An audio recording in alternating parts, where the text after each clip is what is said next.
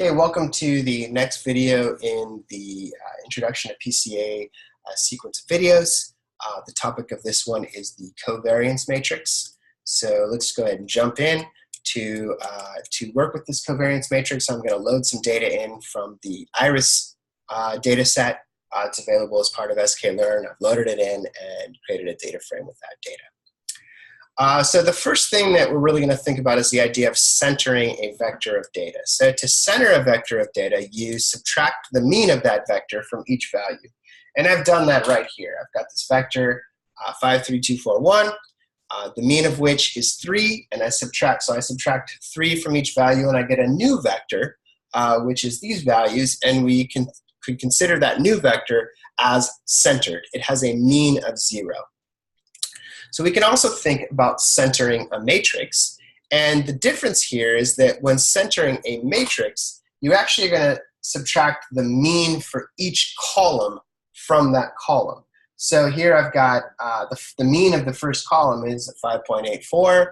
I'm going to subtract that from column 0, and then 3.054 from column 1, and so on and so forth. And in doing so, I'm going to create x-centered, x underscore c, which is x minus x dot mean. And here's just a few values to have a look at what that data looks like. So this is the centered matrix that we've just created.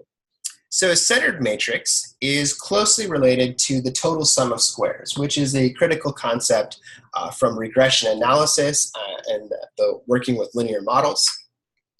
And this is the way that you calculate this total sum of squares right here. So you could think of it either as a summation or a dot product. And you know I prefer to think about dot products, but let's walk through this whole thing. So the idea is that for a given value, x sub I, we subtract the mean, x bar, and then square that, and then add them all up for every single point in the data set.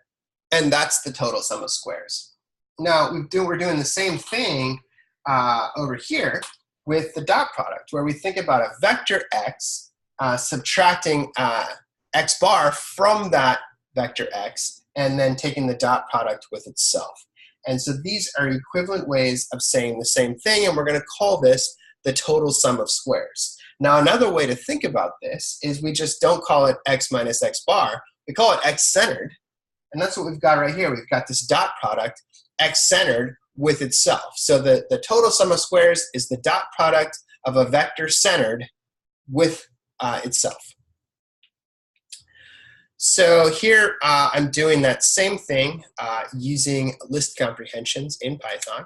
And so I've got this vector 1, 2, 3, 4, 5. I find x bar, which is the mean, and then I create this x-centered vector by subtracting the mean from each value. I square it and sum it, and that's the total sum of squares. Now, one thing that's sort of interesting is that you can think about this pure Python method as sort of like you can equate it with the summation notation. But you know that when we do pure Python, we're actually dropping out of NumPy, and that's not ideal. What we want to do is we want to do it as a dot product, and that's what we're doing right here. We're actually using the dot function from the NumPy library to perform these calculations for us. So here are the total sum of squares for each column in our data set. And that's how we can calculate it, simply by taking the dot product of the centered column with itself.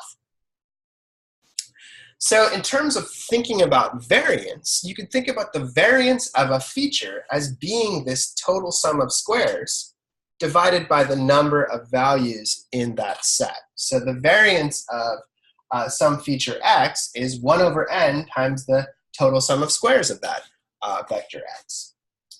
So here we're doing this, we're going to use our Python to do this. We're going to find n, which is 150 for this set.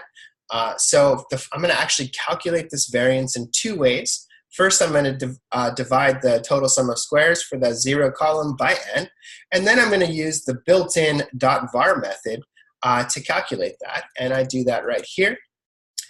Now you note that these are really close. They're the same values for column 1, and we have a little bit of error for column 0, but I think that error is within tolerance. Now there's one little subtlety, one little tricky thing that's happening here. we did have to specify a degrees of freedom of 0 to do this computation. The default value is a degrees of freedom of 1. And this has to do with the sample correction. I'm just going to put that out there. If you have more interest in reading about that, there's a link you can follow right here. Usually it's not going to be very important for us to think about degrees of freedom. With this very small data set where we only have 150 rows, we actually, it's going to be pretty significant to ignore it. So we actually did spend some time talking about it. So here, I'm not specifying a degrees of freedom in the variance, and it's going to use the default degrees of freedom of 1. So I actually have to divide by n minus 1 to calculate the variance. And let's run those guys. And you can see again, a little bit off here in the 0, but the first column is actually the same value. So great.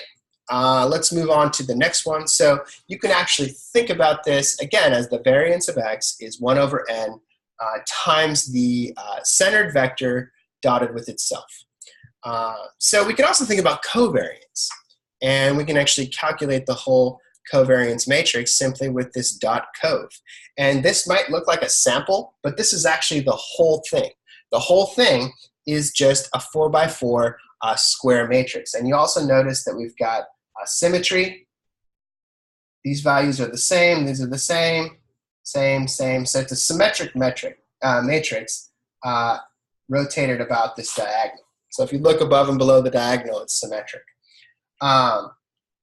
And it's a 4x4 matrix. We've got a covariance value for each pair of 2 vectors from the original matrix. The original matrix had 4 columns, so we've got a 4x4 set of covariances. And the way the covariance is calculated, it's very similar to the variance, but it's calculated instead of being a vector dotted with itself, it's a vector dotted with a different vector from that set. And again, we're talking about a centered dot product. So x1 centered dotted with x2 centered would be this guy right here. 1 dotted with 2 would be this value right here.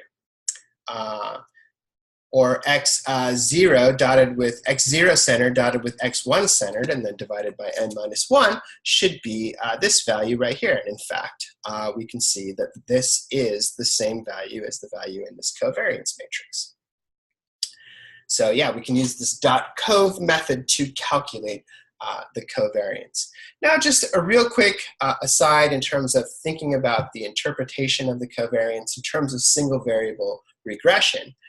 We can actually prepare a pair plot of the different features here.